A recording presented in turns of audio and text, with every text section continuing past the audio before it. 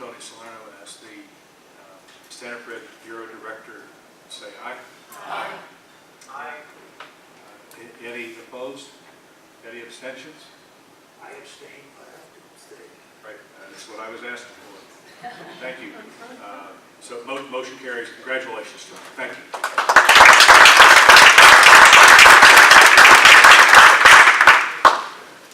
Give you a chance to introduce yourself. I can read the bio, but really appreciate you saying yes.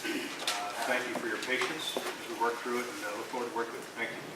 I'd like to first of all thank the Secretary and the Commissioners for this opportunity. I look forward to working with all of you as well as all the stakeholders throughout the state. I would just like to say something about the Commission staff that I've worked with over the years, both at the racetracks and here in Harrisburg. And we're lucky to have some very dedicated, hardworking people that take a lot of pride in what they do. And I feel today a great sense of responsibility to carry that forward with them. And I look forward to hit the ground running and keep advancing racing in Pennsylvania. Thank you. Congratulations. Thank you.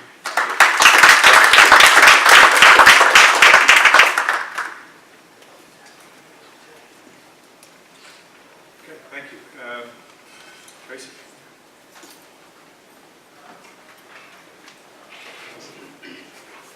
Yep, Secretary and Commissioners.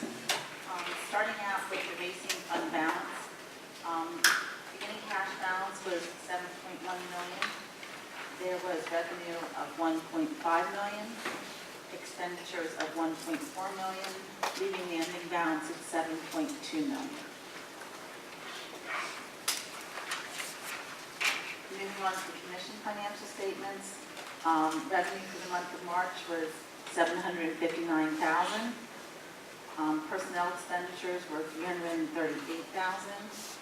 Operating expenditures of $228,000, bringing total expenditures to $566,000.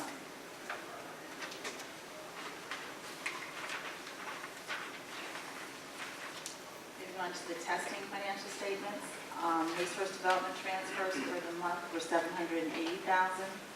Personnel was $323,000. Operating expenditures were $364,000, bringing total expenditures to $686,000 for the month. Next is promotion. There was no revenue for the month. That's an annual transfer. Expenditures for the month were $176,000.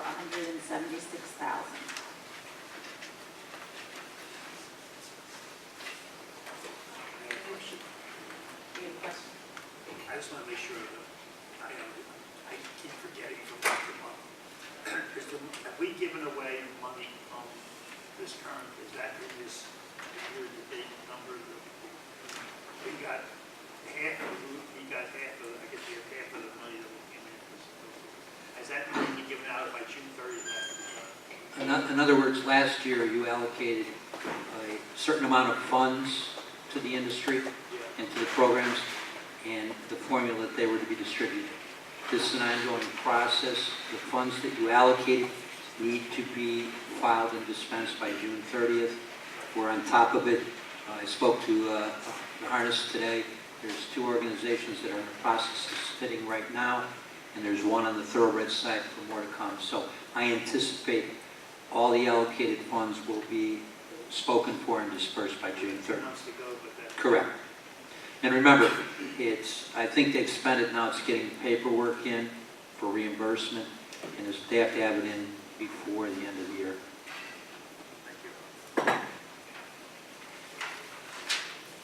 Okay, moving on to the comparative financial statements. You can see that revenue is up this year, but that's mostly because of the resource development transfers starting at the beginning of the year with the timely budget being passed. Personnel expenditures are up about 2%, which is in line with what the contractual arrangement was and as far as raises. Operating expenditures are actually down 18%. You're going to see the large driver in that is the UPenn contract. Last year we had catch-up payments. This year we're getting billed more in a regular basis, and we didn't have the beginning of the year catch-up payments. So you're going to see a significant decline in the payments going out to UPenn for the year. Also, again, just a reminder that the rental and leases for the lab equipment, they're done and they're only went part of the year. So that, again, will remain a large difference in expenditures. So you're seeing overall operating, you're down 18%, combining personnel and operating, you're down about 6% in expenditures for the year. Anything out of the ordinary? No. Okay, so once you factor in the UPenn payments, it's what you had projected? Correct. Okay.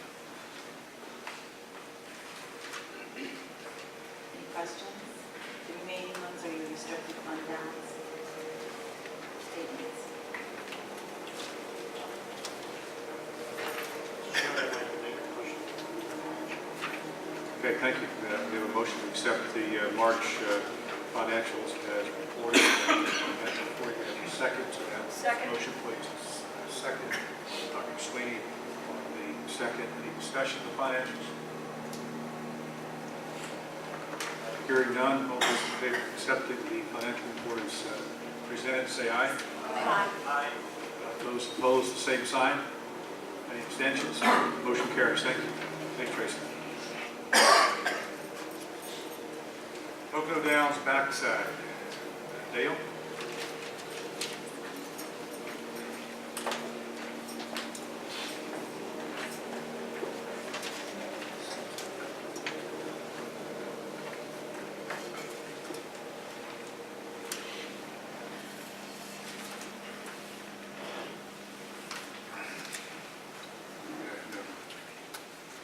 It's on. Just a little history, I have submitted a report to you, I think you probably have a copy of it, about the situation in our barn area backside. Just to summarize, the situation's been going on for 5 years now, which we had planned to close the backside 5 years ago with the approval of the PHHA, and that we were to submit to the commission. However, there was going to be a water park, entertainment facility built back there, but due to financial circumstances, those plans were canceled.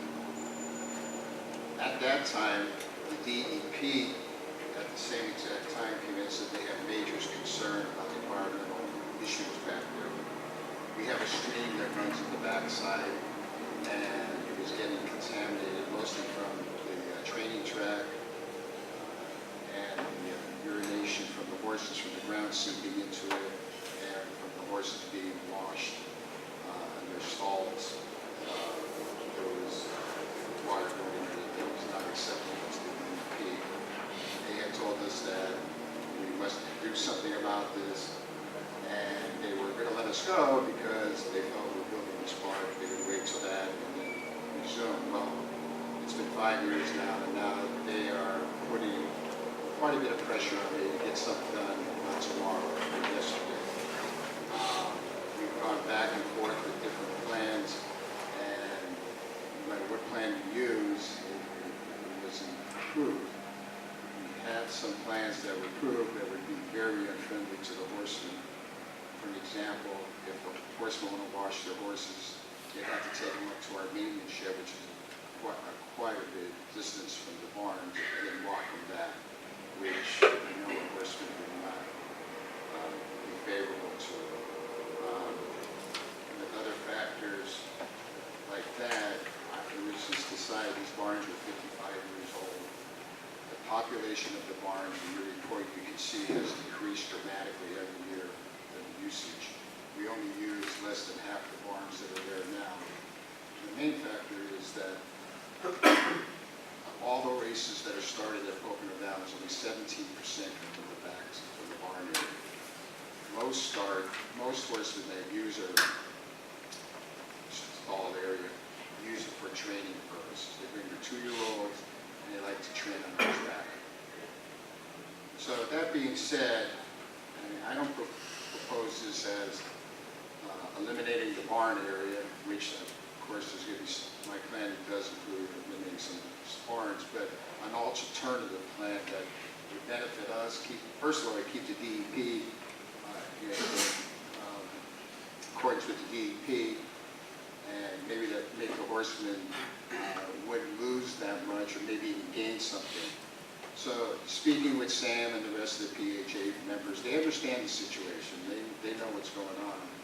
And their request was to build a receiving barn right by the paddock, where we would let horsemen come in, whatever days the PHA and we agree, come in, bring their horses in, use the receiving barn, right by the paddock and track. They don't have to jog, they don't have to take the horses all the way up to the barn area, which would be much more convenient.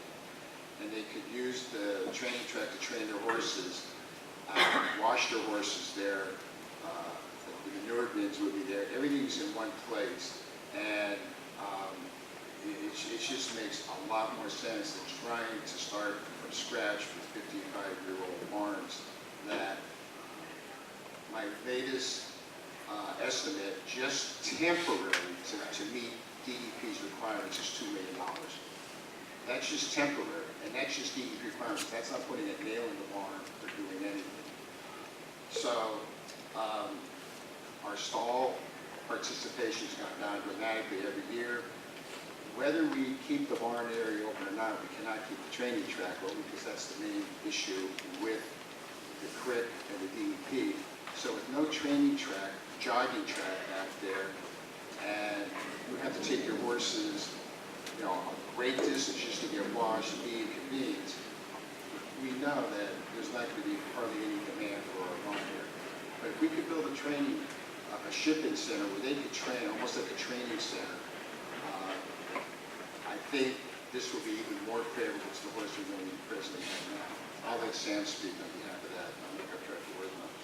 The one thing Sam and I agreed that with no barn area, and you can understand in January and February, we can't open up the track because the pipes freeze and everything. We will open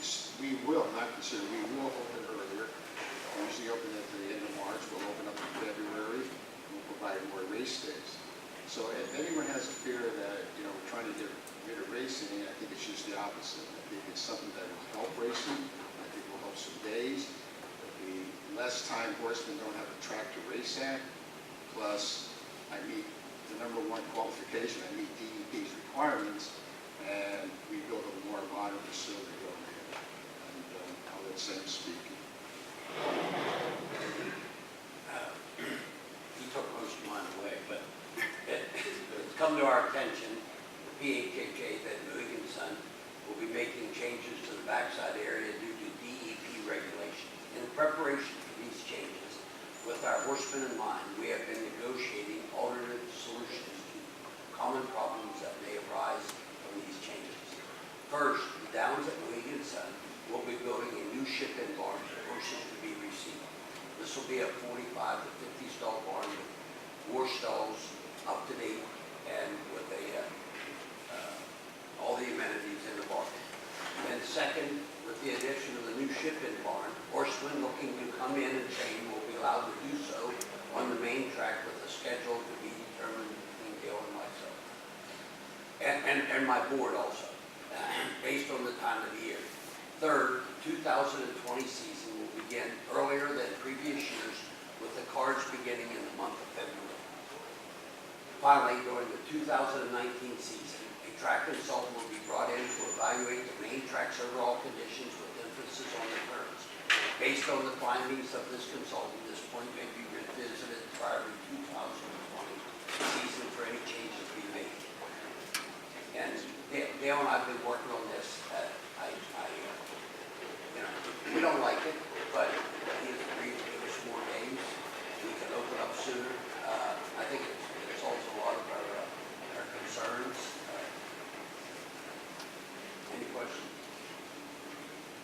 Questions for Dale, Sam? It sounds like y'all got it worked out between you and this. The only thing needs to be done, and all my directors know what I was going to do here today. We just have to come to a final agreement between Dale and. But now that we have it on record here, we can move forward. You know what we're up to, and he knows what we're up to, and we've come to. That's where we're at. I mean, if there's something that we haven't thought about, but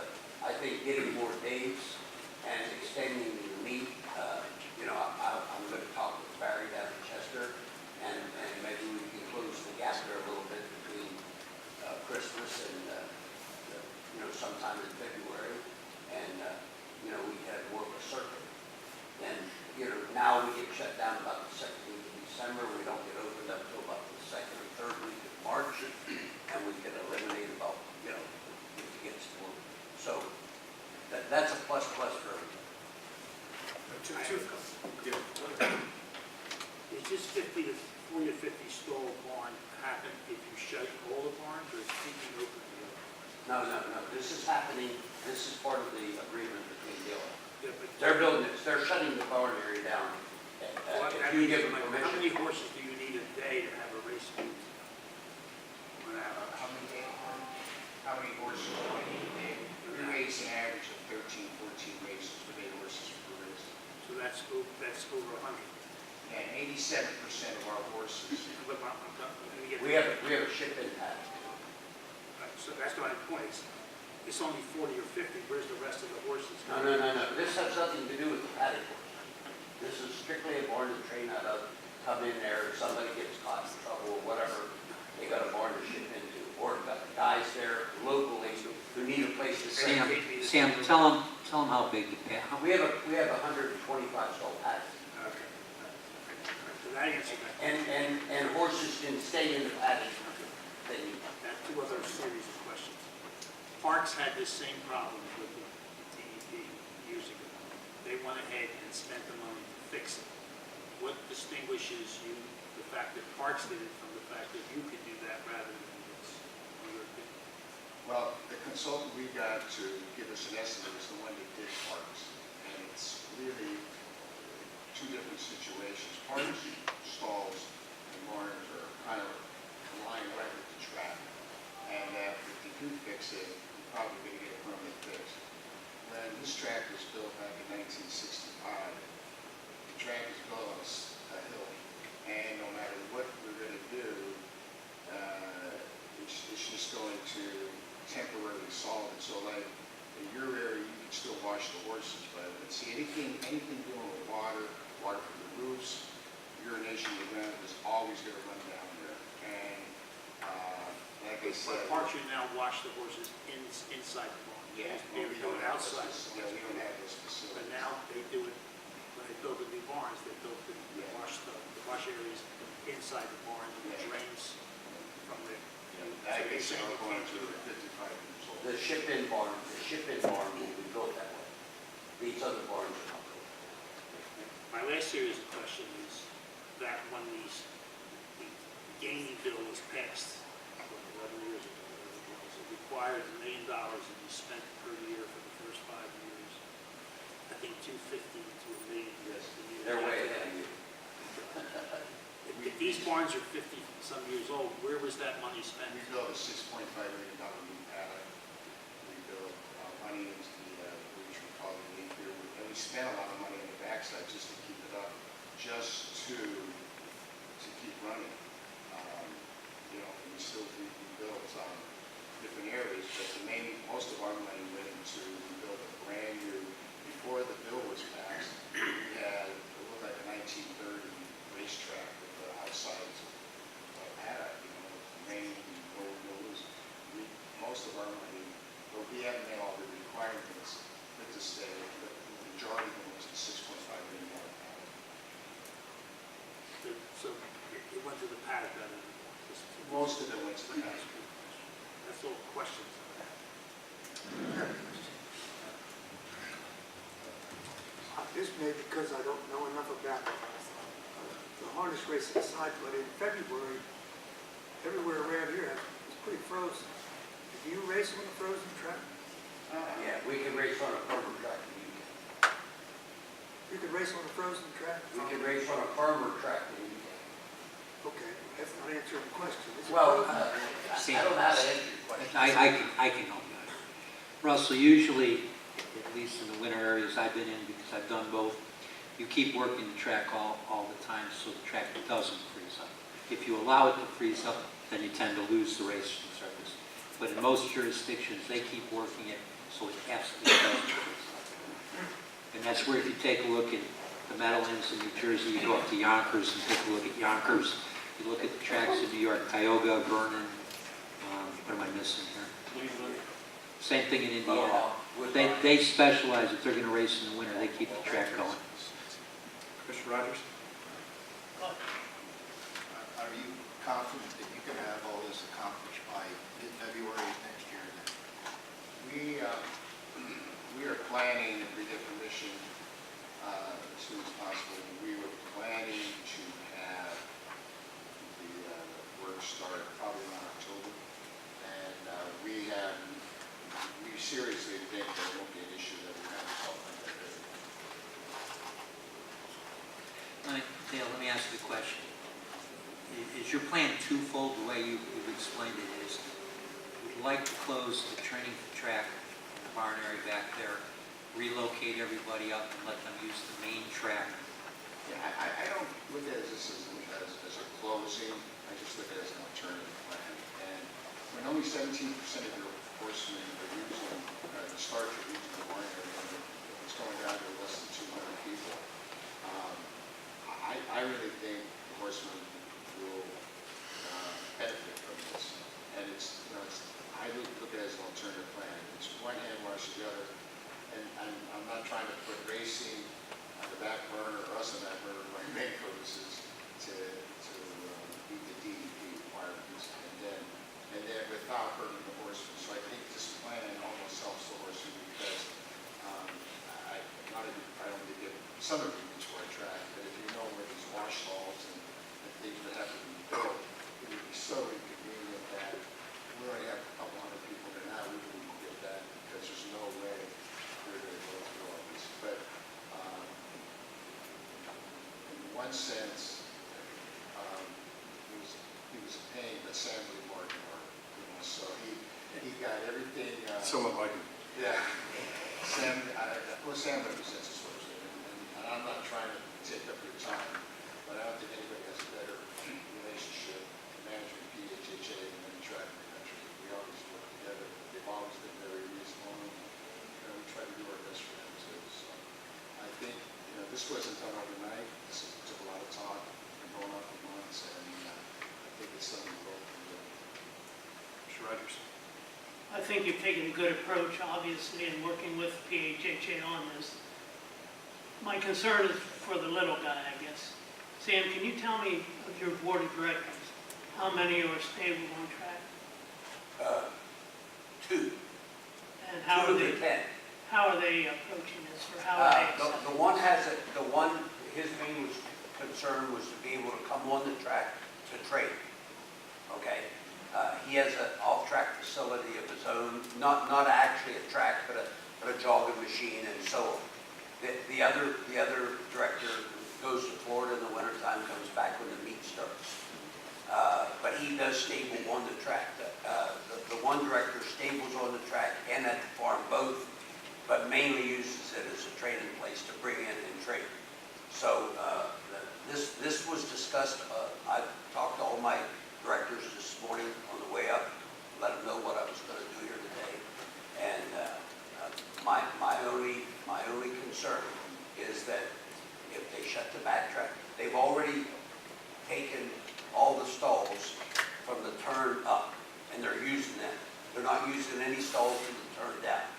That was part of our discussion earlier in this process.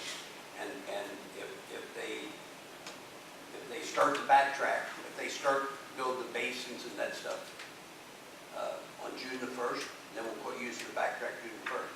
If they start next Monday, then we'll stop using the backtrack. But they still have another track to use. They have the main track to use. So they were sort of unique that they had 2 tracks, but a lot of tracks only have 1 track. Okay, so they still have a track. It's not that we shut anybody out of having a track. So you feel you've gotten good input from the people on the Yes. track? Yeah, listen, some of them are not happy, okay? There's nothing, they're not going to be happy. And this has been an ongoing struggle up at Poconos for 10, 12 years about the DEP, and we're aware of it. But you also do know that we race at other facilities where there's no training at all. So it's not been a problem in the Sanford business.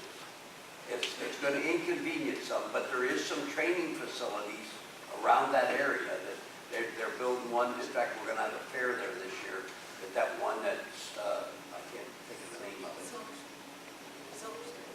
What, Silver Springs, and you know, there's numerous fairs around there that open their doors to training and so on. Some of them just gonna have to buy a truck and fill it, that's all I can say. Well, one thing I've also done, like Sam brought up a good point, there's a lot of training facilities in Farnsbury, there is, I checked with all of them, they still have room, they're not fully occupied, there's still vacancy, so people that were staying at our farms will have an alternative plan, so that there are farms around here within less than an hour driving distance that they can stay there. And if they want to come and train on our track, the track will be open for them to train.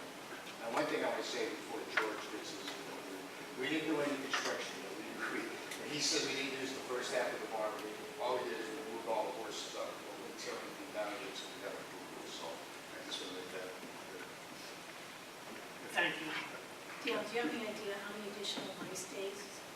We're going to negotiate that. I want 20. Harry, But, in the 5 to 10. It's just that we never looked at horse barn division. I mean, sometimes, this spring, we had trouble filling races. So, you put the dates in, but not the list. But I mean, if you start early, see, I think Sam's main concern was, the days are great, but it's the time when Chester shut down and we're shut down and have nowhere to race. So I agreed to move mine up about a month. Chester to move theirs up a few weeks. Now you only have maybe a couple of weeks. At least they have somewhere to race. It's not here, it's in Chester. And that, see, I don't have a barn area now that I have to worry about frozen pipes. I don't have to worry about maintaining the jog track. I'm allowed to start early this year. George, I do have a few questions, and I'm hoping I'm understanding this, and perhaps I saw your letter to the commission, but it would be helpful to really understand, and I think this is where Tom was going. What you're asking for permission right now is simply to close the auxiliary track and close the barn area that are there. How many barns are there? If it's one, two, how many barns on that backside that are implicated by the DEP issue? The whole thing, so I would say there's how many barns? I think it's like 18. I would say 16. We go down, about halfway down the barn. They go to D, A through B, A and B are gone, so whatever's left. And they go down, and the road makes a left-hand turn to the back. Well, he has not put any horses from the left-hand turn down. So whatever it is, I don't know. There's going to be about, I'd say about 16, 18 barns. So 16 to 18 barns that are going to be eliminated, plus the auxiliary track. Track, That's going to be done, right? yeah, the That's track is kind of, we don't have much choice in that. That's been kind of told us. understood. Could we get a copy of whatever Yes. DEP Yes. notice information, so we have that on the Yeah. record as well? I had that, and I was going to bring it, but I don't know how to I'm going to say something there that was, but I do have a copy of that, and I can submit it. If you also have a map, an aerial view of what's being taken away, that'd be helpful. And that way the commission understands that what we're talking about in terms of this side of the racetrack, you're talking about turning left turns here. I can't visualize that, so if you had documents, that'd be helpful. But so we're talking about the auxiliary track and about 16 barns that are closing per the DEP issue, I'll call it that. That's not touching the rest of the barns and the. There is no. That's all. So that's my point. We're actually talking about closing all barns. Wait. Okay, that's, I'm getting confused. You're getting, Sam, Dale, how many total barns are in that string? I said 6, I think there's 16. Okay, so by June 1st, how many barns do you want to close? No, not this year. I'm going to let them race this year. Because He's asking you on June the 1st, you want to close the lower half of the barn, the turn down. That's the question. in other words, if you have total roughly 16 We're going to barns, close about it. you're going to close 50%. Yeah. So basically, by June 1st, you're going to close half the barn, Right. and you're going to leave the other half of the barn open till December 1st, Right. which at that point in time, you want to close the entire backside down. So your initial ask is training track and 8 barns today. You're going to restable whoever's back there in the remaining 8 barns, and they're going to be able to use the racetrack for training. Right. That's your ask. Well, and then I would like to have permission, so I don't have to come back, that on December 1st, that I can go ahead and close the rest of the barns. Because for me to get bids on a receiving barn and everything, I have to start those plans. Okay. And what about the new, you said you were going to build a new shipping Right. barn. Receiving barn, I don't have any plans on that yet. I'm starting, we're just starting the bid process now. But is that part of this ask? Yes. Well, So there's 3 asks.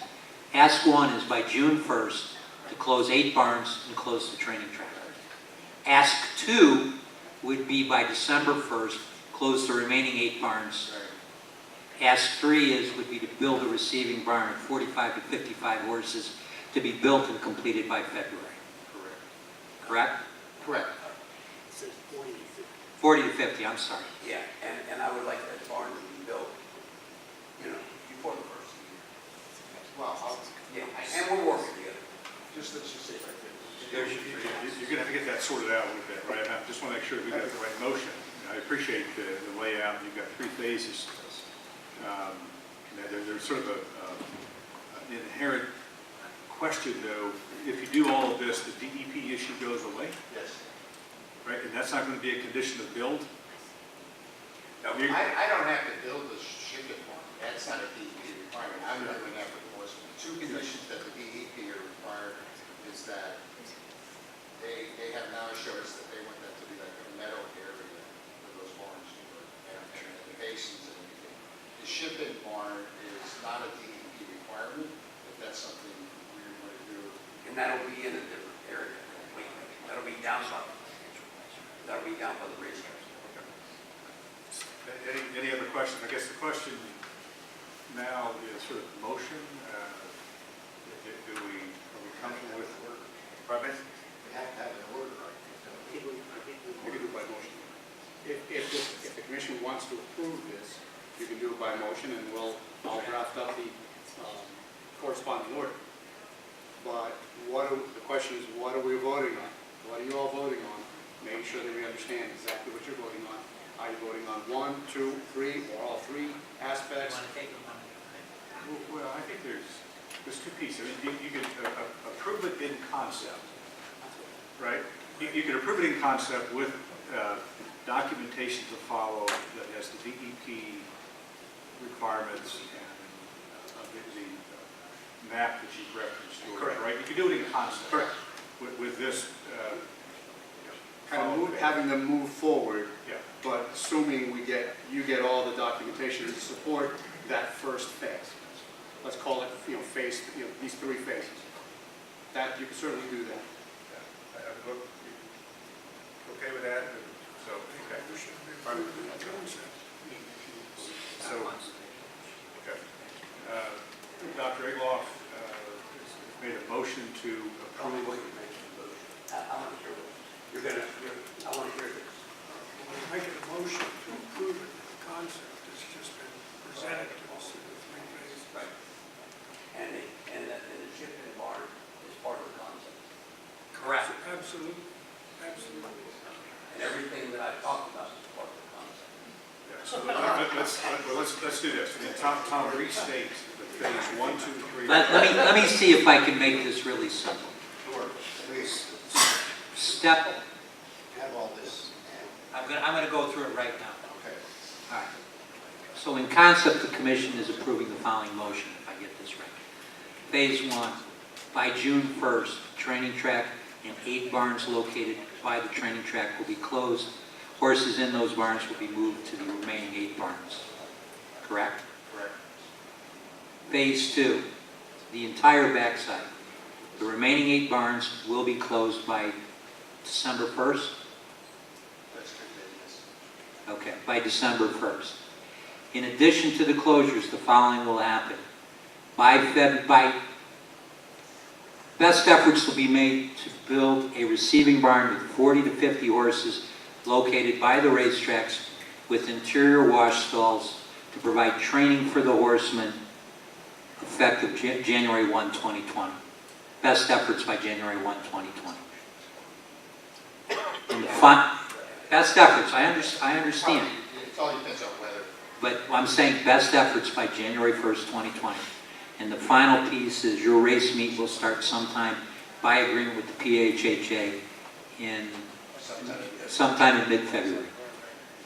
Did I articulate your positions?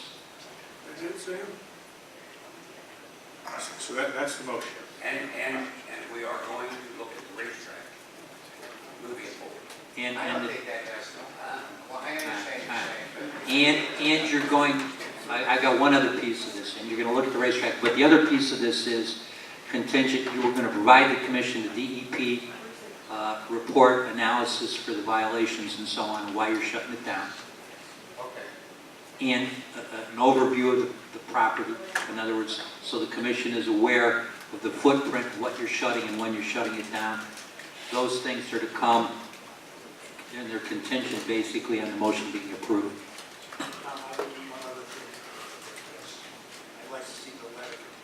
That's what I'm Saying, not the original letter, the letter saying that this construction of this new barn will be very long. They didn't ask us. DEP's not involved in this new barn. In the new barn, what basically happened, I the new, want some confirmation of that. I want to find out afterwards that we still have to go to the DEP. I'm just looking for a way to confirm it. in other words, what Commissioner DeVond is worried about is if you go to build the receiving barn, it becomes a DEP issue. That's what Commissioner DeVond is worried about. I just want some confirmation.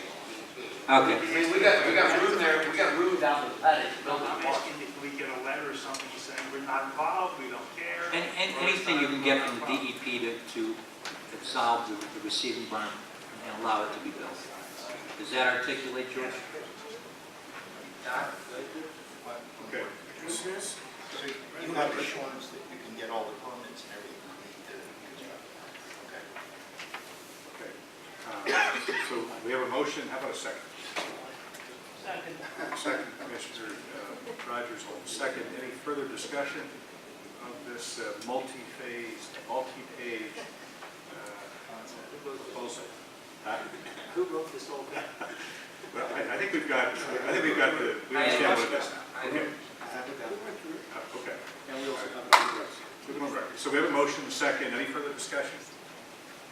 Hearing none, all those in favor of approving the motion say aye. Aye. Those opposed, the same sign. Any abstentions? Motion carries. Thank you. Thank you. Thank you. All right. Yeah, the Meadows, point number 6 on the agenda is tabled. We pick up them with Parks. Joe Wilson, thank you. Sports wagering. I thought I still had a few more minutes, sir. Good afternoon, Chairman. Is this on? Can you hear me? Just, you have to stay close to it. So 2 meetings ago, I was asked to come back at the next meeting I would be at to basically explain why we were not putting sports betting in the grandstand. Little history, we did a temporary sports book in a casino in January, followed by South Philly, which was a week later. And we wanted to get those in because we wanted to get the end of the football season, which we did. We then followed that, and go back. South Philly at the time, we saw a bump in handle when we started sports betting, so it was very, very encouraging. Valley Forge we opened in March, a week ahead of the basketball tournament, because that was our goal to get open for that, and that went well. However, we did not see, and still do not see, any increase in handle at Valley Forge. We are going to look to see what we're going to do at the racetrack. We have not ruled out, so I'll be clear about that. We did not rule out putting sports betting in the grandstand. We just want to do things the right way. Online sports betting is probably going to start next month, sometime in May. So we want to take a look and see how that's affecting the retail, and again, plan for whatever is best. There is a permanent sports book being built in the casino, which is about 600 feet away from the grandstand. So again, just to be clear, we didn't rule out doing sports betting in the grandstand. We just need to see what's going to fit. The biggest thing with putting sports betting in the grandstand, once I put a terminal on that grandstand floor, it becomes a gaming floor, it becomes a gaming space. Under 21s cannot go near that terminal. Doesn't affect us at the OTBs because you need to be 21 to get into the OTB. So you got to weigh that. You got to be careful with that you're not going to alienate anybody that's currently using any of those spaces. So that's where I'm at. I'll take any questions. Questions? No, but I do have a request. I understand that. I would ask that, since he's thinking about it, he needs more time, I would ask him to come back in 3 months. That's fair enough. Question? Sal, I think a couple months ago you requested that maybe they do a study to see if sports betting had any effect on the handling the off track. Is that But correct? it was a follow-up question to my request. I guess, what I think the question is, people are now in the same facility, like this taking a big that has it. Is it affecting the amount of money that on the handle, on the bets, the track? Because they're now betting sports rather than. Obviously, that's a concern. We haven't really seen that. We're, like I said, South Philly kind of increased. Look, we had, Northeast had closed back in the end of November, so we got a little bit of a bump from that. But we definitely got a bump when we put sports betting in South Philly. We did not get that bump at Valley Forge. We're not getting it, but we're not seeing a negative effect on the pari-mutuel handle, which is I think what you're asking. And you're not going to know. It's sports betting there's a lot of seasonality to it. So obviously, the two most popular sports are football and basketball. So, really need a longer snapshot, if you will, to evaluate that. But currently, right now, we are not seeing a negative effect on the pari-mutuel. Thank you. Yeah, so we basically did get the agreement to come back in 3 months. I will. Thank you. Thank you. Thank you, John. Thank you. John?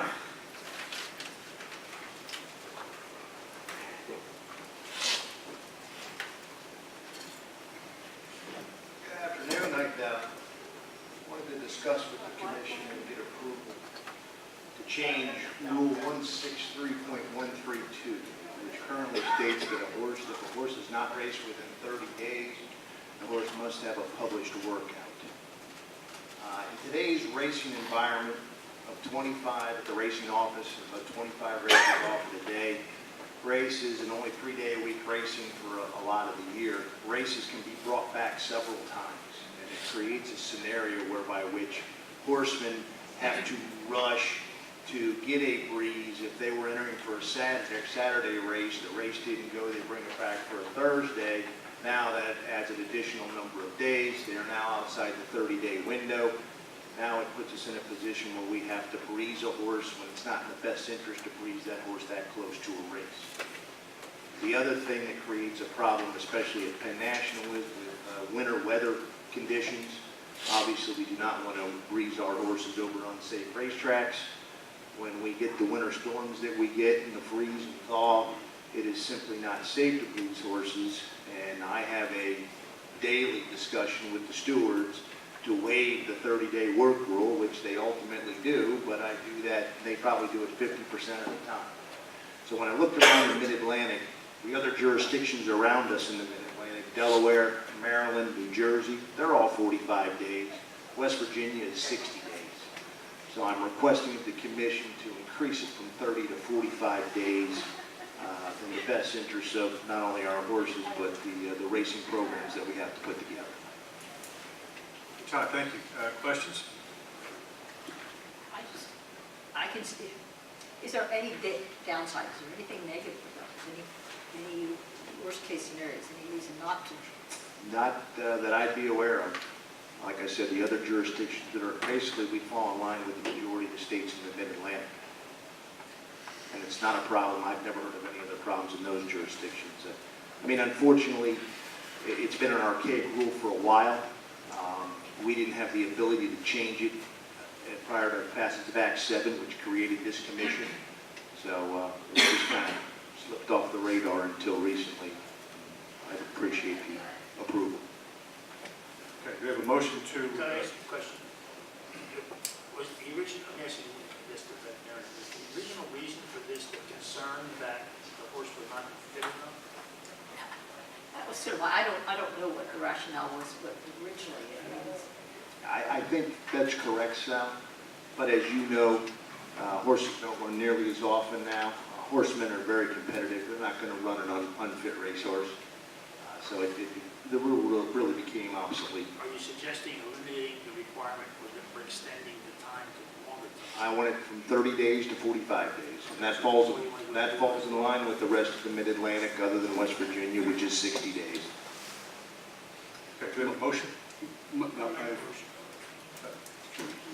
Might I recommend that what the motion be is that I get the regs, make the modification, have it done by ratified by the director, and then this commission can ratify it next month. Could we have a motion to that effect? Direct me to make that change, have Tom issue the rule, get it published right away, because timing is crucial, and then do it that way. It takes a motion to get you to do what you have to do? Is that what you're Just to asking? be on the Is that what road. you're asking? Welcome to the racing commission. Okay, all right. That's what it takes. Okay. Can I just ask one other question? Does the parks people have any comment or objection? We discussed it briefly, though I don't have the board approval, I personally have no objection. Correct, because this rule will affect all thoroughbred racetracks. So, This is a thoroughbred rule. It will be beneficial to all thoroughbreds. Correct. so a motion, Dr. Egloff, is that a motion to amend the 163? I'll second the motion to make it useful. 132 to 45 days, asking council to enact the order. Okay, for approval in the next meeting. So, motion from Dr. Egloff. Second. Second from Commissioner Devine. Discussion, any further discussion? Hearing none, all those in favor of the motion say aye. Aye. Those opposed, the same sign. Any abstentions? Motion carries. Thank you. Thank you for consideration. Good, thank you. New business, respectfully need a motion for A, which is the Standardbred simulcast calendar for May, and the Thoroughbred simulcast calendar for May. Need a motion respectfully for A and B. so moved. Okay, Dr. Sweeney, on the motion for A and B, we have a second. Mr. Brentheiser on the motion. Discussions for A and B? If not, all those in favor of approval, say aye. Aye. Those opposed, the same sign. Any abstentions? Motion carries. Thank you. I need a motion for C to approve Penn National's request to conduct a special post-diamond wagering tournament for Penn Mile Day. Okay, do we have a motion? So moved. Second. Commissioner Jones and Dr. Egloff on the second discussion. Motion C. Hearing none, all those in favor of approving C, say aye. Aye. Those opposed, the same sign. Any abstentions? Motion carries. Thank you. I need a motion for, we'll combine D and E because it's a motion for Penn National to send its live signal to Colonial Downs and to 2 casinos in Mississippi. A motion for D and E respectively. Motion. So, Commissioner Rogers on the motion for D and E. Do we have a second? Second. Commissioner Ruddy on the motion, a second. Discussion. Hearing none, all those in favor of approving D and E, say aye. Aye. Aye. Those opposed, the same sign. Any abstentions? Motion carries. Thank you. A motion for F to approve Presque Isle's request to offer drive-through wagering on the Triple Crown and also to issue 2 $5 match play coupons, which will be distributed on Kentucky Derby Day. A motion respectfully. Okay, I have a motion for F and G. Mr. Ellison on the motion, and a second. Second. Dr. Sweeney on the second. Discussion. Hearing none, all those in favor of approving F and G say aye. Aye. Those opposed, same sign. Motion carries. Thank you. Mr. Chairman, we have one ratification of the request from Penn National to adjust live racing post time for Wednesday. It's been approved. We just need a ratification for the conflict with San Antonio. Okay, thank you. Do we have a motion to approve the ratification A? Commissioner Rogers on the motion, second. Commissioner Ellis on the second. Any discussion? Hearing none, all those in favor of approving ratification A say aye. Those opposed, the same sign. Any abstentions? Motion carries. Thank you. Mr. Chairman, we have one joint new temporary regulation, the OTW hearing regulation modification. George? Mr. Chairman, before you is a temporary regulation that will modify the regulations that exist on both horse and harness now from our old OTW regulations. Specifically, I'll be consolidating both of those verbatim regulations into one for this one body, for this commission. Part of the review is looking at public input hearings for when a racetrack comes to you and seeks a petition to relocate one of its existing OTWs or perhaps reopen one of its prior existing facilities. The interim, the public input hearings were a requirement. Part of the regulation and the redrafted regulation is to give this commission some flexibility in receiving other information, including written comments, using transcripts from perhaps the PGCB and other regulatory bodies, and or holding public input hearings on the relocation of these potential OTWs. Accordingly, I've drafted a proposed order, and it is entitled Non-Primary Location Off-Track Wagering Facilities Petition Process under Administrative Docket 2019-13. And now this 30th day of April 2019, in accordance with its general jurisdiction to regulate all pari-mutuel horse racing activities, including licensed racing entities and their respective facilities. The Commission hereby finds that the existing non-primary location OTW regs found at 58 PA Code Chapter 171 and Chapter 189 are inconsistent and in direct conflict with the statutory provisions set forth in Section 9331 of the new Racing Act.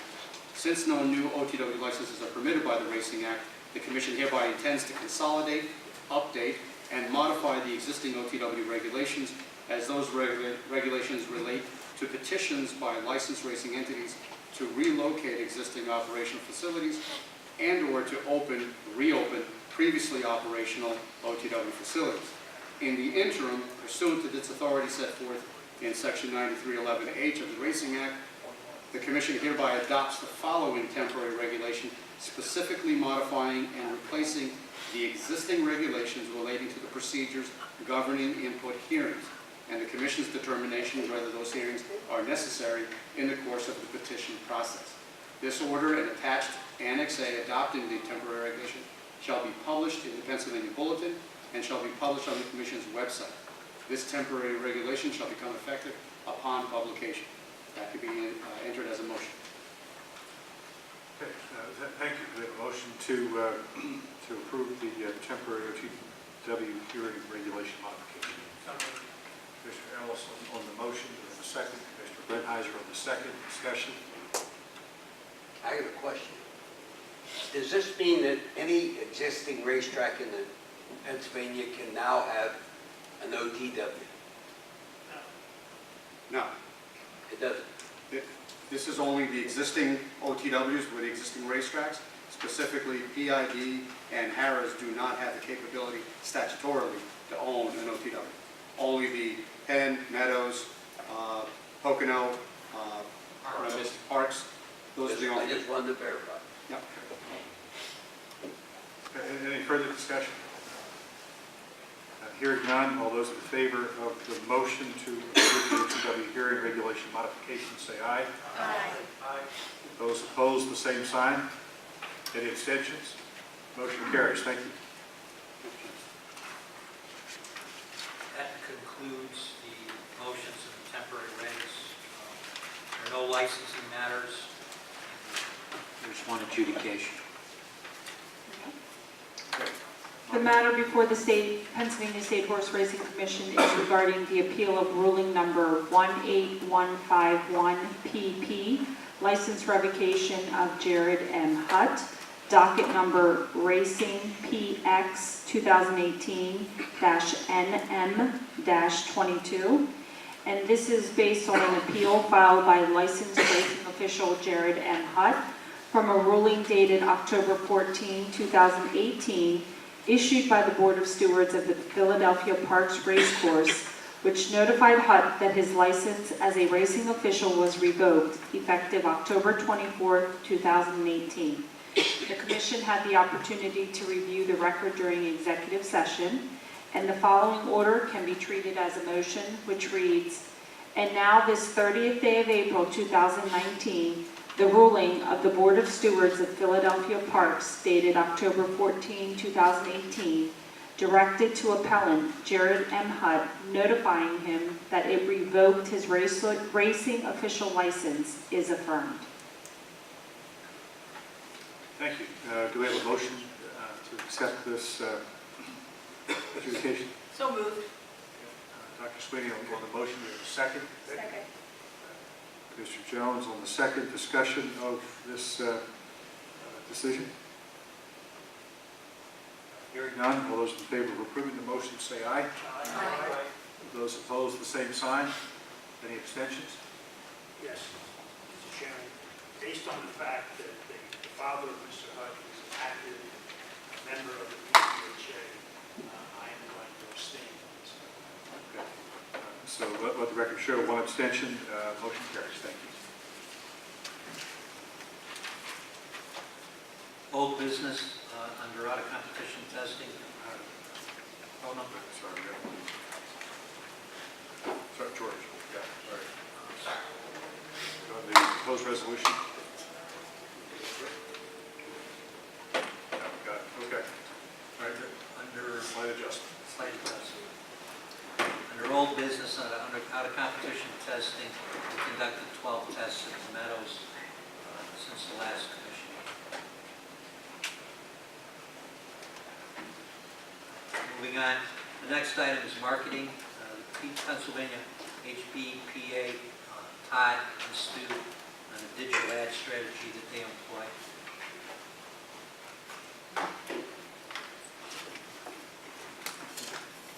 Thank you. The Pavone has made some presentations, and we felt it prudent to educate the commission on the actions that we've taken and how we have utilized the dollars under the marketing monies Can you see that screen? for the HPP.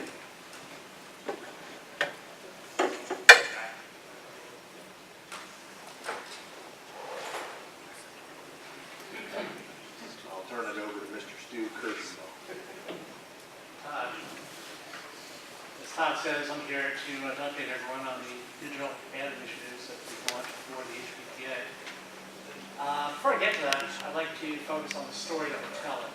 And that story focuses on the racehorse, the love, the care they receive, and all that's done every day to keep them safe, keep them healthy. There's actually nothing new. This has been a part of our messaging for the HPPA for quite some time. But our messaging up till now has been much more nuanced, which is kind of a fancy word for saying we like to walk and chew gum at the same time. We've always tried to incorporate several important themes. As we said, we highlight the health and welfare of the horse both during and after the racing careers. We position Pennsylvania's horse racing and breeding industries as a job creator, generating significant annual economic impact statewide. We've tried to drive business to the racetracks and talking about the fun of going to the track with your buddies, the family. At the end of the day, that's the product we're trying to sell. I think we're trying to sell fun. We're trying to sell entertainment. Also, if you were to look at the compilation of our work over these past 6 years from the HBPA, you'll notice the faces you see, the voices you hear all have one thing in common, they're all millennials, which is our subtle way of trying to make a connection with that particular demographic. But our approach began to change back in September because there was a poll which said the ballot initiative to outlaw dog racing in Florida would win with about 70% of the vote. And in November, that's exactly what happened. A narrative was put forward about mistreatment of the animals. Not surprisingly, that resonated with the voters. Dog racing will soon go the way of the Grand Brothers Circus and shows at SeaWorld. So after the vote in Florida, we adjusted our message to focus largely on all that's done in the name of safety. And sadly, the events in California these past few months only underscored the need for this particular message. We reached out to Dr. Patricia Hogan, and we were extremely fortunate that Dr. Hogan agreed to be our spokesperson. Dr. Hogan hosted our 30-second broadcast commercial, which I showed the fish a couple months ago, as well as a horse safety video, which we'll be showing momentarily, which is a key part of our digital campaign. Now, if you would take a look at the handouts that you were provided with, you'll see a sample of our banner ads. The first one says Pennsylvania horse racing, doing right by the horses. You'll also see a second banner ad, which we added for rotation in about 10 days, specifically promoting the Penn Mile. We are serving these ads through a number of technologies, behavioral targeting, retargeting, native advertising, geofencing, and the results after the first 3 weeks are very encouraging. We generated just under 500,000 impressions, and our click-through rate is more than double national average. If you click on the banner ad, it takes you to our landing page, which is housed on the HBPA website. So in your handouts, after the banner ads, your handout is essentially a printout of our landing page. Traffic to the HBPA site in the first 3 weeks of April grew 19-fold over a typical month. 93% of those people are first-time visitors to the HBPA site. So as you can see, the landing page features a news article that outlines various safety procedures. There are also 3 videos embedded within that page. One highlights the Mountain Veterinary Oversight Race Day. One talks about the work done by Dr. Robinson and her staff at Petrolab. And the other video, the one I'm going to show you now, is hosted by Dr. Hogan. So you can play video 1, please.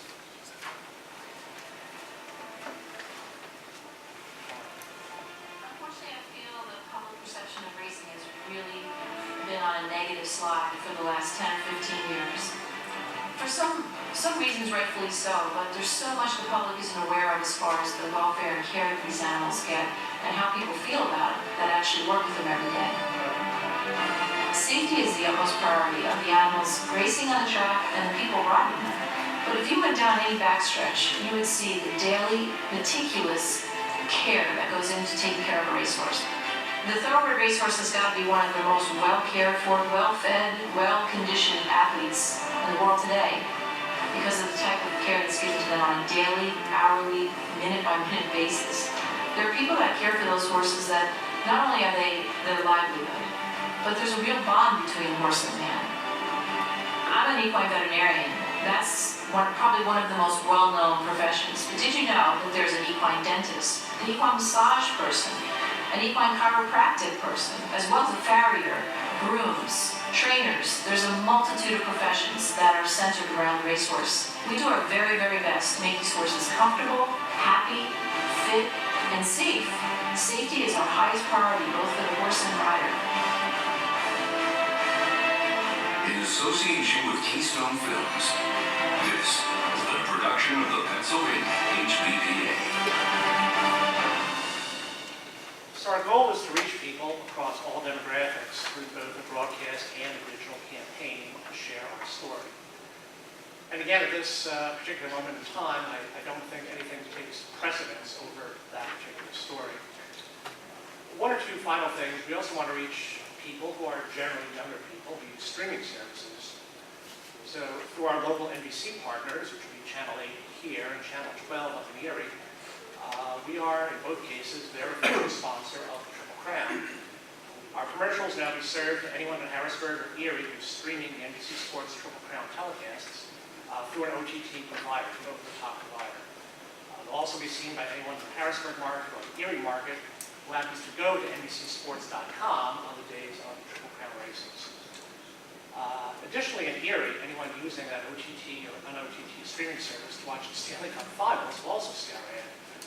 And we also have this promo, which Channel 8 will play 60 times, playing it 20 times this week, and they'll play it 20 times each in the weeks leading up to each of the following 2 Triple Crown races. Play video 2. The Kentucky Derby on WGAL 8, brought to you by Penn National Racecourse. From the first call to the last call. Join us on the first Saturday in May for the most exciting all-day party in sports. The Kentucky Derby, May 4th on NBC. The Kentucky Derby, brought to you locally on WGAL 8 by Penn National Racecourse, with live racing Thursday through Saturday nights. Our sponsorship also gives us hundreds of 5-second billboards in Erie. Starting this week, we have 5-second billboards promoting Presque Isle Downs. These are going to run 20 times a week in Erie for the next 13 weeks. Finally, we're certainly going to actively promote the 10 Mile, which should be certainly the biggest day in the history of the National Racecourse, through both digital and broadcast to raise awareness both regionally and nationally. The commercial we're about to show you will be running extensively on both TVG and TVG2 starting this Thursday. And in about 10 days, this will also start running here in Harrisburg. It will also be added to the landing page from our digital ads. Next, please. Hollywood Casino and Penn National Racecourse offers the year-round excitement of live thoroughbred racing and full card simulcasting from tracks across the country. Check out hcpn.com for the latest racing calendar, wagering information, daily entries, and results. All you need to enjoy your day of the races. June 1st will be the biggest day ever at Penn National, highlighted by the $500,000 Grade 2 Penn Mile. First post, 2:45 p.m. And that's our presentation, so we'll be happy to answer the questions I have. Thank you. Questions for Todd? Stu? Thank you. Okay, Todd? Yeah, as you can see, the limited resources that we do have, we put to excellent use, and I'd like to thank Stu publicly for his expertise, because we're stretching our knowledge as far as we can stretch on both venues, both Presque Isle and Penn National. Just one comment that I thought it was excellent, because I think so often we forget to share all the attention the horses do get. We seem to often focus on the negative problems, but all the attention and all the care and all of us who are in the business just sort of assume everybody knows that, but I don't think everybody does, and this tape shows it very well. Good. Further thoughts, comments? If not, thank you. Nice job. Thank you.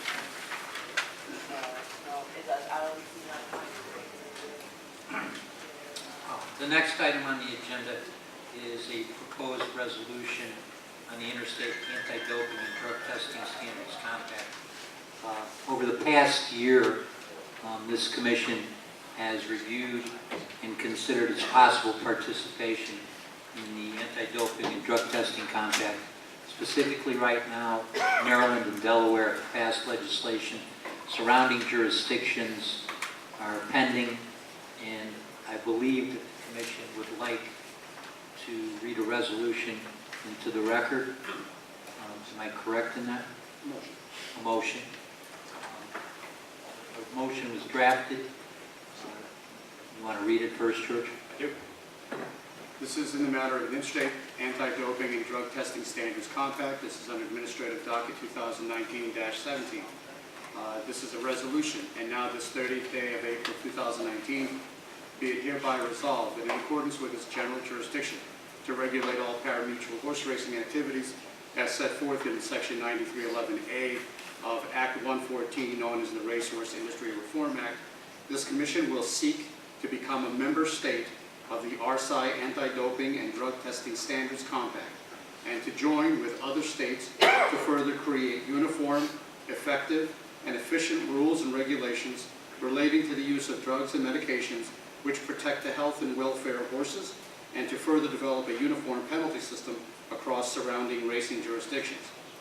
To that end, the Commission hereby directs its staff and respectfully requests the Department of Agriculture's representatives to work with the Pennsylvania General Assembly to pass the appropriate legislation authorizing this commission to join the Anti-Doping Compact, limited to the thoroughbred breed only, and which specifically contains a 30-day written opt-out provision. And that can be done as a motion. I will make such a motion. Okay. George, thank you. We have a motion. Commissioner Clement, I'll motion. second that motion. Okay, Dr. Sweeney on the second discussion of this motion. I have a question. Why are we jumping into this? There's one state that's in this so far. Okay? Not a whole bunch of states. There's one state that's in this compact right now. If I'm wrong, you just tell me I'm wrong. Who's the other? Maryland and Delaware. Okay, the thoroughbreds, that's it. New York's not in it. Kentucky's not in it. We're the Jockey Club. Why are we getting in it? Again, this is only focused on the thoroughbreds. I know it's only thoroughbreds, but you're not dragging us down the road. And that's where we're headed here. Okay? And then in New York, they took the standard bred out, then they took the whole bill out. Any further discussion? Comments? Hearing none, all those in favor of this motion say aye. Aye. Those opposed, the same sign. One opposed, and abstentions. Motion carries. Thank you. In keeping with the compact and some of the other issues, as Todd and Stuart has articulated, with what transpired at Santa Anita, with further actions concerning 20 racetracks and LASIX, and some different other actions that have or will be taken, the Commission is reviewing and taking a look at everything. But I think Commissioner Jones would like to weigh in and provide kind of a statement, not to join or issue a statement, just an overall view of the situation. Thank you, Tom. My concern is that there is a movement afoot in the nation to move towards no medication on race day. And I'm not focusing on LASIK, I'm just saying no medication on race day. And my concern is that all of us in this room have our own points of view, but we're the insiders. The outsiders are the general public here who don't see the specifics of this sport the way we see it. What they see is horses running on drugs and being whipped. And neither one of those compute to them of something they like to continue to see. I'm very, very concerned about where we are going as a sport, and we're in a position here to do something about it. And so far as I know, none of our track managements have taken a position on this similar to the positions that have been taken by other track managements. I don't know for sure where our Horsemen's Group stands, although I've seen publications where they're opposed to anything having to do with the elimination of LASIK. My attitude is there is compromise that has to be made here for the survival of this whole sport. And if there's not compromise, we run the very great risk of going the direction that dog racing went. We are in deep trouble in terms of public perception of what we're doing. And I'm not in any way arguing with the science that has supported our current positions. The science is fine, but it doesn't affect, the general public doesn't understand the science behind what we're doing. All they see is drugs being administered to horses. They don't know what the drugs are, and they are offended by that. The movement is against where we are now in the nation. Your legislators in the state are the ones that decide what's going to happen in the state, and it doesn't take too much for animal rights activists to sway their opinion. So I think that we've got to pay more attention than we're currently paying to the general public opinion of what is going on in our sport. An example of this is just yesterday, Governor Wolf was honored for being a true friend of animals and endorsing some new legislation having to do with dogs and some of it having to do with horses. believe me, folks, it is coming. And if we bury our heads in the sand and say where we are, we can justify by the medical research that we have, you're missing the point. The point is that the public does not approve of what we're doing to maintain our sport. And what I would like to do is have this commission be in some form a facilitator between the factions that are in existence, at the parties that are in existence that represent all the factions of our sport. And I think it's important that they begin to meet to discuss where the compromises are that they can live with. And believe me, I can tell you, there will be pain. If the compromises are reached, there will be pain. There will be sacrifice on the part of all sides of this to get where we need to get, where we have something that is clean and promotable to the general public that they can wrap their arms around. Because there is an affiliation between humans and horses that we're cutting off by having this bad impression created. People want to love horses. They don't want to have us do harm to horses. We've got to move in that direction. So what I'm hoping is that in some way we can facilitate the meeting of the parties here to make progress towards the elimination of race day medication. And I'm not sure how to facilitate that. I need the help from everybody that believes this is important. Or if you don't believe it important, you have to wake up and find out that it is important. Because this is something that's going to happen, and we want to be the ones that are facilitating a happy landing here, not the ones that are burying our sport. Commissioner, thank you. Any other comments or views on that? Commissioner? I'll clear up and make sure it's fully understood from a horseman's perspective. Commissioner,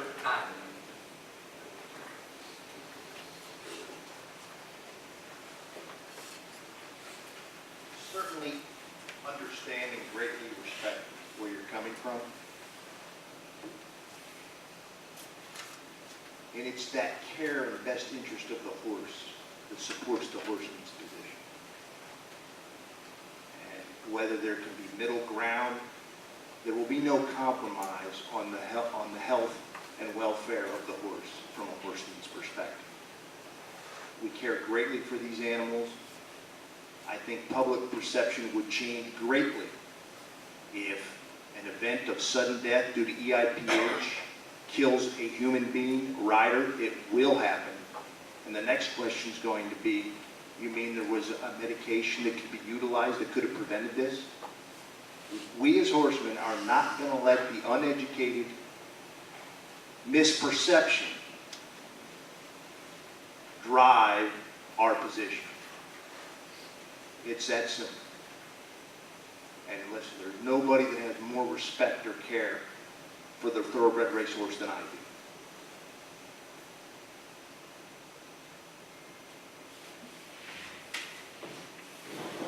Sort of follow up on that, the Pennsylvania Equine Coalition had issued a statement in response to a media question, particularly related to some of the unfortunate incidents in Santa Anita, and so I just want to go through some of that just so that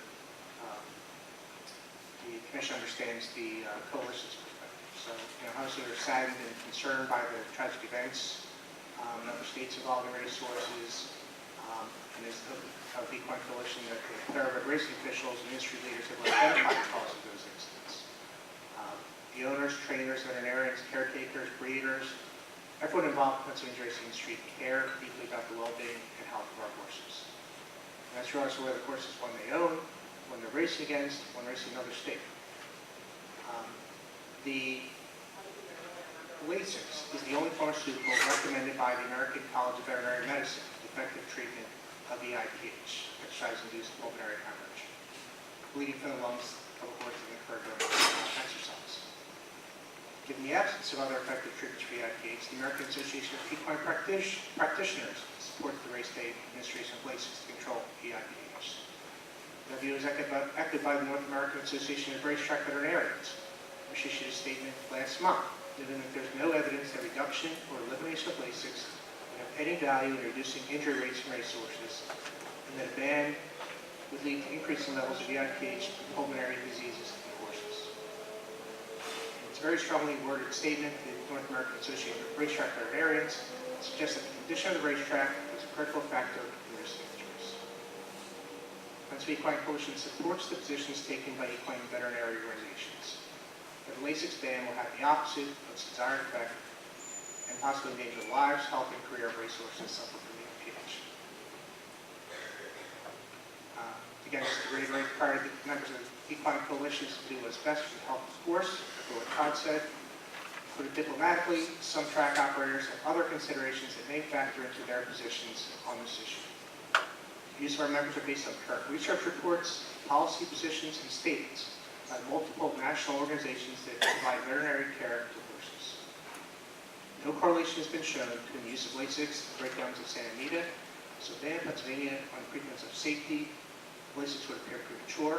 We believe the policies related to the administration of LASIX should be based on what credible medical experts and national veterinary organizations say is best for the health of the horse. The health of the horse should be our focus, should never be superseded or overshadowed by other priorities. My concern there is that you're dealing with the medical part of this issue, and I don't dispute what you're saying. Right. What you're saying is totally accurate. I don't think it's going to matter when public perception is going to overrule you. And the public perception is these horses are running medicated. And people that are going to make that decision against us are not going to be aware of the science behind it, and nobody's making them aware. And so I am concerned that no matter what our efforts are to make people aware of the science, public opinion is what is going to be our biggest enemy, or it's going to be what stops us in our tracks. And I think that when we hide behind the medical evidence, which is what we have been doing, I was on this commission way back when LASIX was first made usable. And so I got some perspective on what it was like before it was made usable. And I don't remember everybody telling me how inhumane we were treating our horses before LASIX came in. And I know there's a lot of you that don't remember what it was like before there was LASIX. But I'm very aware of that because I was here. And I am very concerned that we are fooling ourselves into believing our own gospel here. And it's perfectly understandable why we would be, because it's very logical and sensible what you're enumerating from the veterinary point of view on this thing. I'm afraid in the end of the day, it's not going to matter, because I think the general public thinks we're abusing our animals, and that's what's going to sink our ship unless we're doing something about it. And Commissioner, we are, and I think you will see, I was actually sent something today, I think you will see different veterinarian associations with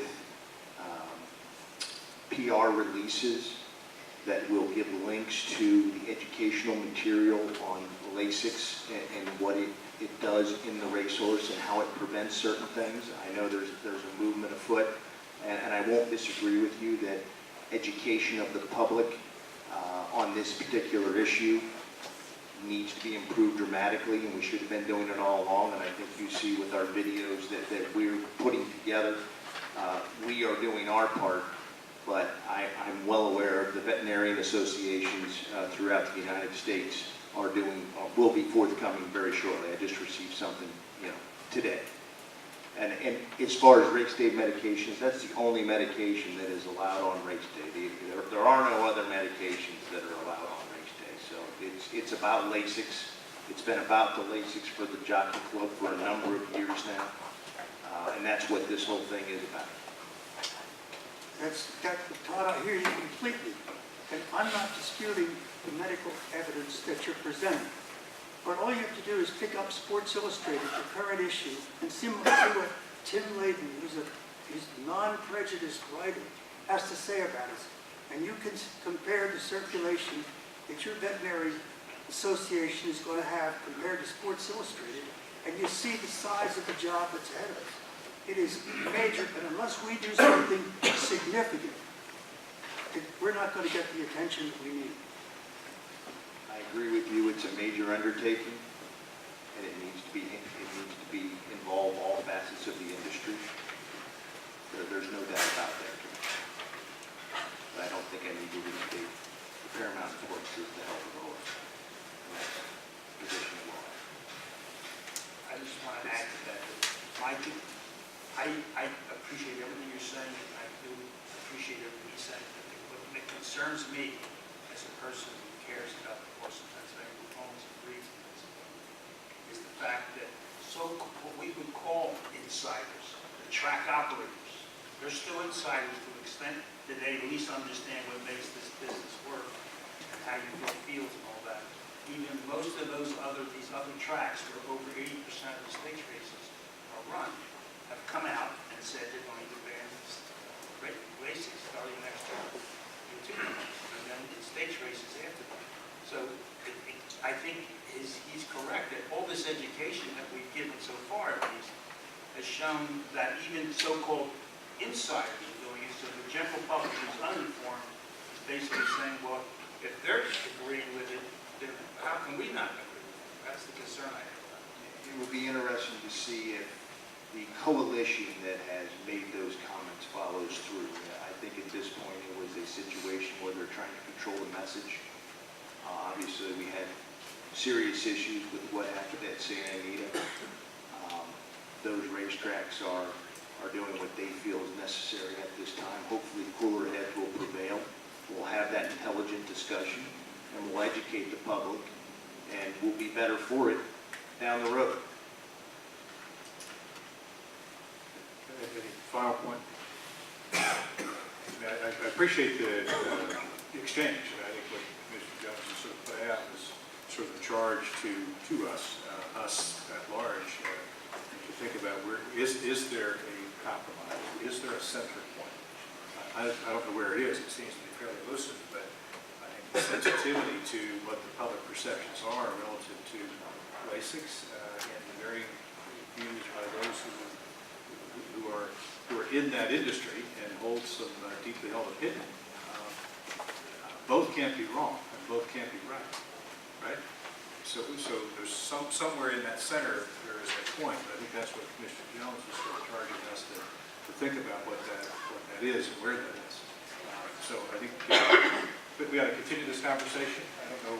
There's not an ask today other than putting out at large here to the stakeholders the concerns, the views, very respectful and civil exchange on. But we've got to come back to the table and have that conversation again, right?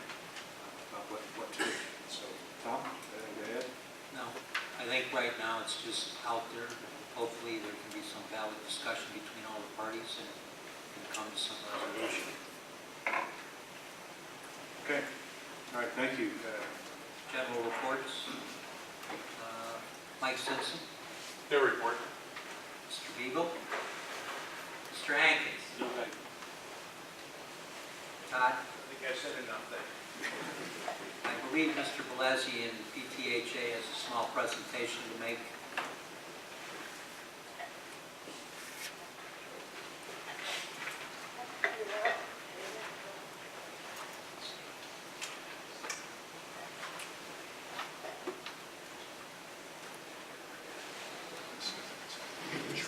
Perfect timing, because I wanted to comment on what the last discussion was about concerning the LASIX issue.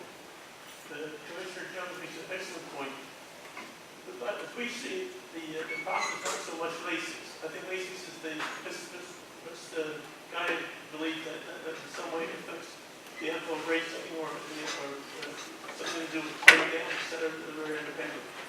The problem, as I see it, is that it's the issue of legal drugs that has control of the public's perception. Every time somebody gets caught using illegal drugs in the newspaper, the outcry is again, we're driving our horses, we're driving our horses. That's nothing to do with laces. And as Commissioner Jones indicated, the reliance on the fact that the scientific community supports LASIK, and for us to continue to parrot that is not enough. We agree, LASIK is a voice or LASIK in our industry. We agree, it's advocacy. We agree it's necessary, and I'm certainly going to support the use of LASIK forever. But that's not the point. The point is, LASIK is still in the same pile as the illegal use of drugs. And until we can correct that situation, the perception will remain forever. So, just earlier today, we rolled off an individual for life. We revoked his license for illegal gaming, beneficial gambling. When's the last time we rolled off the individual for use of drugs? I mean, seriously. It takes years and years and years to come to fruition. We had several cases in parks about illegal use of drugs and certain individual trainers. It took years to get them off the ground. I think we have to look at the application of punishment. I think we have to look at more time of punishment. And I'm telling you, the horseman now, because unless we come down hard, as you did the young man today, who lost his livelihood, come down hard and on a consistent basis, and a timely basis, now that years and years go by, and we react accordingly, I think we're going to have this problem perception forever, Mr. Jones. So as I see it, points will take. So to the extent that we were willing to help, I remember a few years ago, I came to this commission, I asked for a summit on integrity. Remember that time, Chairman? And we had a summit at Parks with the committee, and I think we came up with some solutions.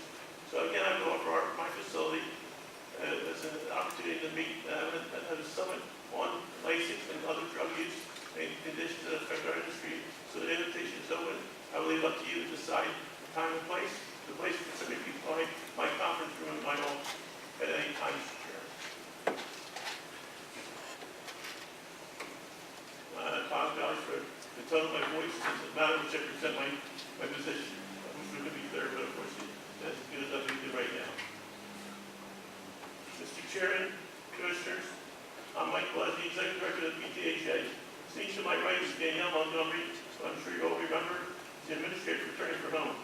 Today I will present 3 programs that the PTHA has developed. The first program you're very familiar with is our horse retirement program, Attorney for Home. Approximately 10 years ago, the PTHA realized there was a need for a horse retirement and retraining program in order to prevent the then common practice of sending horses to slaughter. This was a blight on the racing industry and a personal affront to my belief in the dignity of our equine athletes. Consequently, the PTHA founded Attorney for Home in 2008, which over the past 10 years has developed an amazing record for providing our retired athletes with new careers throughout North America. I'm running through the annual report. I want to ask Danielle now, the administrator, to give us 2 highlights on the report for your edification. Thank you. This is an update to a report we did a few years ago. It's 10 years. 10 years, we're very proud to have helped nearly 2,600 horses retire from Parks Racing. If you turn to pages 18 and 19, you'll see a little bit about our strategy. You already know our mission. Our mission is to... Do you want me to do it? Not yet. She's not ready. Are you ready for this, Danielle? Not yet. No? Okay. If you go to 1819, you'll see our strategy. You'll see that Parks has around 1,300 horses all the time. We have 1,400 stalls. So our intake, based on the population, is pretty steady, but you'll see that it's increasing, over 300 horses. We take that as a compliment from the horsemen. It means that they have confidence in our program, that we're going to help their horses, we're going to find them safe second careers. And this is very important, again, for public outcry too. Nobody wants to see horses go to slaughter. We're very proud to say that in 10 years, we've helped all these horses and we could continue to do so. If you look at the next chart, you'll see our strategy, our average wait time. This is so important. Most of our funding comes from the owners.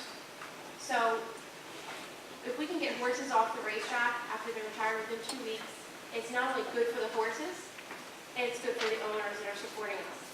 Parks is also supported, our program is also supported mostly by the owners through the first outtakes, but also through the PTHA, $50,000 a year. Parks Racing match that and has done that for the last 10 years, $15,000 a year. The PA breeders contribute $15,000 per year to our program, and also the jockeys continually for 10 years.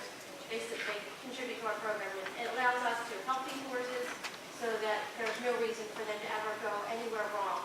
And our program, with the help and the support of the PTHA, is able to advertise this. We have success stories posted on our website. We do a lot of promotion at parks. We have Turning for Home Day coming up, and through social media. We let the public know that these horses are not going to slaughter. They're going to happy endings. We have probably 25 farms now, from Massachusetts down to Florida, out to Colorado. Most of our farms are in Pennsylvania. We have rehab farms, we have retraining farms, and we're supporting almost a second economy there that has arisen over the last 10 years of the thoroughbred aftercare facilities that are helping these horses transition, not only the first time, but right now at Turning for Home, we probably get over a horse a month back into the program. Or it's like a recycling. They've been out there for a few years, their owner runs into financial hardship or whatever, we take that horse back in, retrain it, and rehome it again. And so through the help of parks and the PTHA and the horsemen, our program is fiscally fine. We have increased our funding to reflect, inflation, but with over $640,000 last year, we saved not just the 304 that came in directly through our program, but also all the other horses that are our responsibility. And in 2017, we added another person to our program. She's here, Danny Gibson. Please stand up, Danny. She's our assistant director. Not only does she help Turning for Home with all that follow-up and all the additional administration we have with so many horses, not just going through the program and adopted out, but she also helps us with our social media. She does a lot of intakes for a lot of outtakes and a lot of conversations with our horsemen. And part of the PTHA's goal is to really show the public the day-to-day workings of these horses. She gets in there, she has interviews with the horsemen right in the barns, and we're going to do more and more of that outreach, not just with Turning for Home, and not just our retired horses, but also on the racetrack where we are on a daily basis, seeing how these horses are cared for. I would add one thing, Mr. Chairman. The average cost for us per year per horse is $1,500 on a one-time basis. That's a remarkable average for rescue over 2,700 horses with an average cost per horse forever of $1,500. So it's quite a record. It's a tribute to the efficiencies of the administration of Turning for Home and the group of folks that run it. It's outstanding. Thank you, Danielle. Additionally, there are two additional programs that we've recently developed that I'd like to discuss with you today. In front of you, you have two brochures. I'll be referring to this. First is a program referred to as Eddie Leg Up. It's PTH's mentoring program, which emerged in response to the need for entry-level help with a back tie, mainly hot walkers. Using social media and other marketing platforms such as the PTHA newsletter, PTHA website, print media such as the pamphlet you have in front of you, and word of mouth, the PTHA is attempting to reach out beyond the equine community to bring new recruits to our industry at an entry level. The way it works is as follows. An interested party would fill out an online application, which would be reviewed by a member of the PTHA staff. Those who meet licensing eligibility requirements would then be placed with a mentor trainer for 6 days of intensive on-the-job training. During the 6-day period, they would be taught the rudiments of horsemanship and barn safety towards becoming a hot walker. Assuming the individual completes the program satisfactorily, you may be licensed to put to work. If you need an entry-level job on the racetrack, you need a leg up. That's our little catchy phrase. You need a leg up. The other program recently is PTHA in conjunction with Parks Racing held its first health fair on April 12, 2019. Over 250 backside employees and other interested parties vendors, 20 vendors for the healthcare industry. Coming up, the new program is the PTHA New Pathway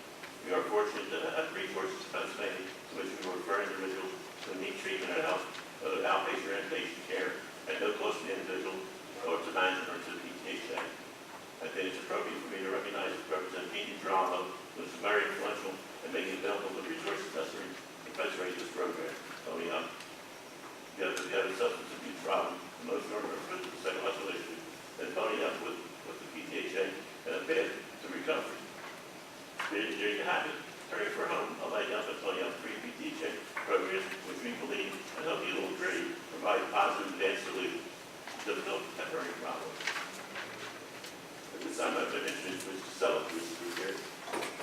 Yeah, you can play the video. The phrase, "we take care of our own," coined for our Turning for Home program, means more than just horses. For the PTHA, we take care of our people as well, from health care to pensions, and now more programs for the backstretch, Leg Up and Pony Up. The PTHA is really proud to present our Leg Up program, and it's a mentorship for people to start new entry-level jobs on the backside. Our trainers came to us and they said, you know, we need help back here. There's over 600 people that work here in Ben Salem at Parks Racing, and they're great entry-level jobs. Pretty much every trainer that you see started as a hot walker. We all started as hot walkers. So what we've done is we've had some of our trainers agree to be mentors. So if somebody wants to get into racing, learn how to work on the backside, because they're great jobs. There's, 600 people back here that have fantastic jobs, and what we'll do is we'll bring you in, we'll get you through the gate, we'll match you up with a trainer, and as long as you can walk a few miles a day, you can start out, and we'll get you, started. You can work your way up. This industry has so much to go. You can go from a hot walker to a groom, exercise rider, assistant trainers, all the way up. So it's a great program where we'll bring them in and help them get started. So that's a leg up at the racetrack. Now tell us about Pony Up. The Pony Up program is sponsored by the PTHA, and as you know, Parks has, the PTHA supplies great health benefits for our people. And we also realize that there's a substance abuse problem in America, and it's the same here. So what we've done is we've realized that we need to get our backstretch workers help if they need it. So we went to Representative Jean DiGirolamo, and we said, these people work here in Ben Salem, what kind of help can we get them? So we have a whole program. We launched it at our first annual health fair this year. And basically anybody that works on the backside that needs help, all they have to do is come to the PTHA office, we'll pony up with them, we'll get them to the help they need. And so that we're really proud of that program, and I think it's going to make a difference here, especially with all the new faces that are coming in through our Leg Up program. We'll pony up with them and make sure that anybody needs help can get it as well. Another program sponsored by the PTHA is the new health fair that they do this year. And it helps our workers in the backstretch that work so hard every day to get those horses to the winner's circle. And here's more on the health fair. The PTHA, I couldn't be more proud to be a part of such an awesome company. Everyone here works together so well, and everyone here has done so much to help set this up and really make it a success. So if it wasn't for the teamwork, it wouldn't make the dream work, I guess. The folks up here, they work really hard, 365 days a year. They're taking care of the horses. We also have the office staff that are helping to take care of them. So we really find it that it's important that they get information about their health and well-being. I took a ride down the backstretch about 19 or 20 years ago, and my mouth dropped. There was an actual community here, a community of hardworking, dedicated men and women, dedicated to the glorious sport of horse racing and the glorious animal that I've loved since I was 7 years old. This means a lot that we can give back. This will be the first annual, and as long as all of us have breath to give and legs to move us, this will be the first of many. I think it's great, because not a lot of people that live on the track really get the opportunity to come out and really get checked on by, real doctors and stuff. I think this is great because the first time I see they care about people around here who, we love horses, we all care about horses, but it seems like they don't forget about us, so that's great. I'm glad to see all this.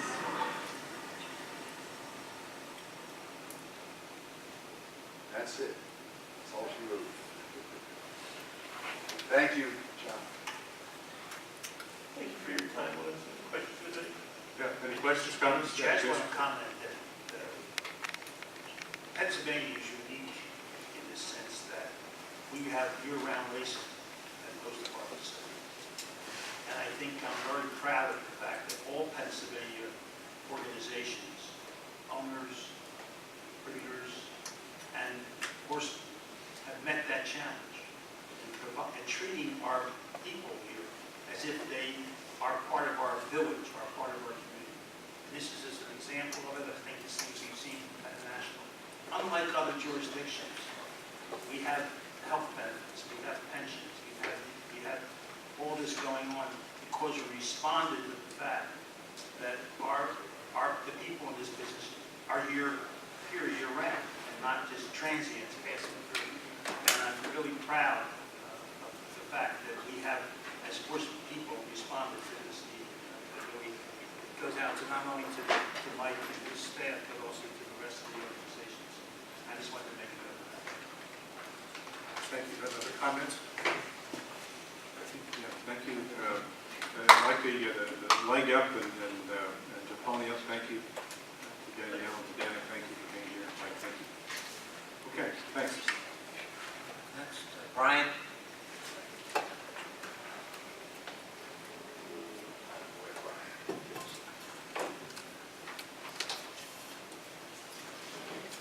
Good afternoon. Good afternoon, Commissioners.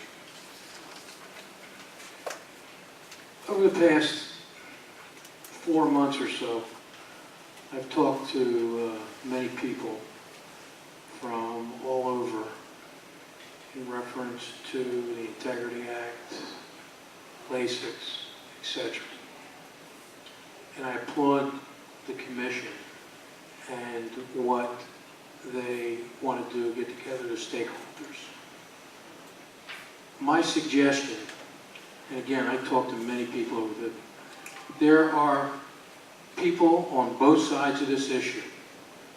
Some people are not going to change their mind that are pro-LASIX, and some people are not going to change their mind that they're against it.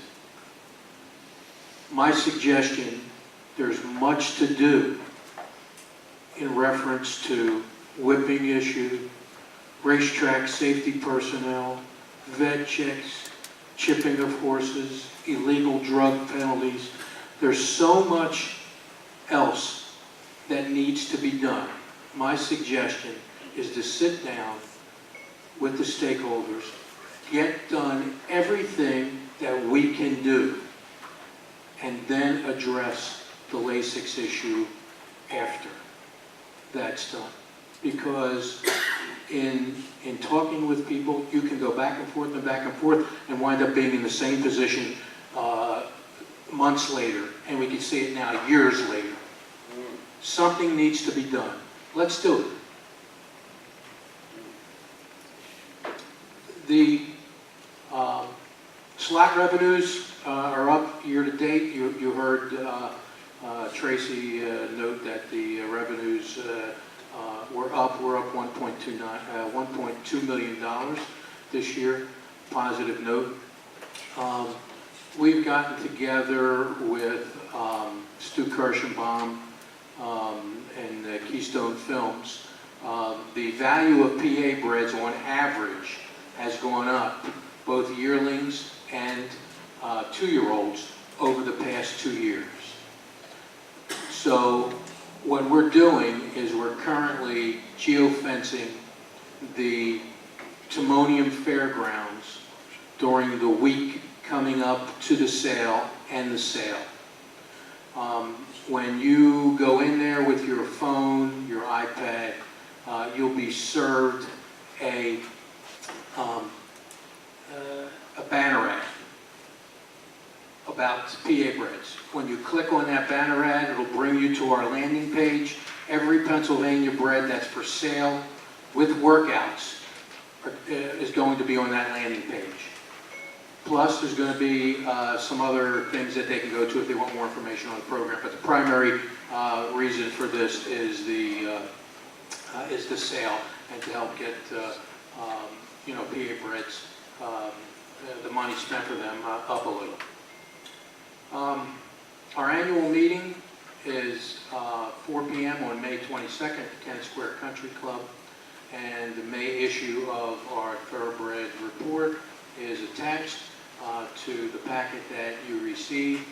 We're already starting to see people coming in from other states. Prominent owner breeder from California, Mick Ruiz, has sent in a couple of stallions and also about 10 or 12 mares into Pennsylvania. So, any questions on anything? Questions, comments? You should mention you did. Yeah, the dinner's on June 7th, and I'll be sending a invitation to Tom, and Tom will make sure that all the commissioners get it. June 7th, Hotel Ocean. Thank you. Right, thank you. With that, that concludes concludes the comments. I don't have any public comments. Well, Tom, I was going to ask you, if there was a letter written to you by Dr. Dubois based on comments that you made at the last meeting. Do you have a copy of that? I would ask you to respond to that letter. If memory serves me, either in the last meeting or the meeting before that, Dr. Langlois discussed some transparency issues and some stricter penalties without a competition testing, specifically with blood doping. In response to that, on the transparency, the Bureau has been working for probably about 60, 90 days with the racetrack managers, the vets, and so on, and recognize the fact that better transparency needs to be accomplished. There are a couple of nuances with privacy acts and so on, but our goal would be, A, to make the vet sheets more transparent, provide better information, and also in the claiming process and so on, let the vet slip follow the horse. Now, that said, from a theoretical point of view, it's fairly easy. From a practical point of view, there are a couple of nuances, and hopefully in the coming days, we'll be able to come back to this commission and say we've rectified the situation. So, thank you, Dr. Langlois, for raising that issue. The second issue is the out-of-competition testing, the blood doping, and a stricter penalty. Right now, the staff here is looking at it to see what we can and can't do. No promises, but we're investigating that area also. Okay, thank you. Any final comments? Okay. Tony, I want to say welcome again. Congratulations. Look forward to working with you. Thank you for saying yes. Still want the job? Thank you. He still said yes. There's some follow-up with Pocono Downs and some information to follow. Would just ask you to please be thinking about Commissioner Jones's comments, challenge, and the exchange that we've had here, even to Brian's point about we've got to just do it, right? There's things we can do and should be doing. So I think the open question is, who does it, right? And I would hope that in this exchange here, and folks who are in this room, given your concern of the industry, passion for the industry, leadership positions, is that you can help us find who does that, right? I don't think it simply falls here as a commission or individual commission members or directors of. I think it's at large in the industry. So we're open to suggestions about who does that and how to do that. The central point from Commissioner Jones is this issue is attached to our industry, the care of that animal, right? And the perceptions of, and it's not easily parsed out. I think as those who are informed as we are, we conveniently put these things in columns. The reality is that the public simply puts it in one column, right? Either it's good for that horse or it's not. The perception is it's not. So what do we do with that? And I think that's the challenge that we have before us. So thank you, Commissioner Jones, for raising it in exchange here today. Any final point we need to make? We have the next meeting scheduled for May the 28th here at the farm show. So hearing none, the motion to adjourn? And everybody said yes. Thank you. All right. Thank you.